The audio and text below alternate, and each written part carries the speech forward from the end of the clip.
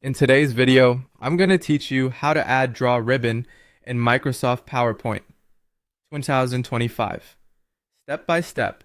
If you like marking up slides, sketching ideas, or handwriting notes during a presentation, the Draw tab is essential.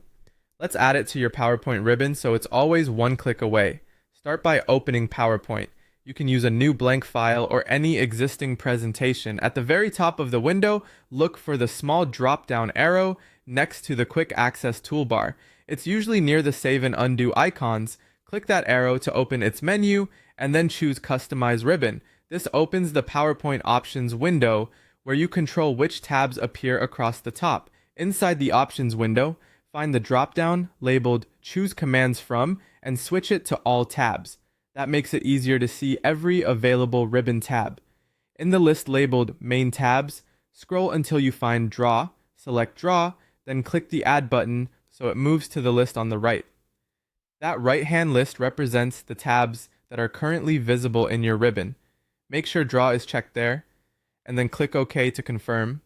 You'll return to PowerPoint, and you should now see the Draw tab across the top of your screen, along with Home, Insert, and the others. Click Draw to make sure it's active.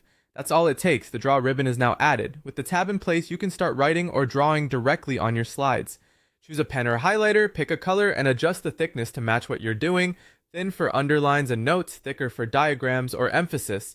If you're using a mouse, click and drag to draw. If you have a touchscreen or a stylus, simply write naturally on the slide. Made a mistake? Select the eraser and drag over the ink you want to remove, or press Ctrl+ to undo. When you're finished drawing and want to move or edit objects again, click Select to return to normal editing mode. A few quick tips to keep things smooth. If you didn't see the small drop-down earlier, your quick access toolbar may be collapsed.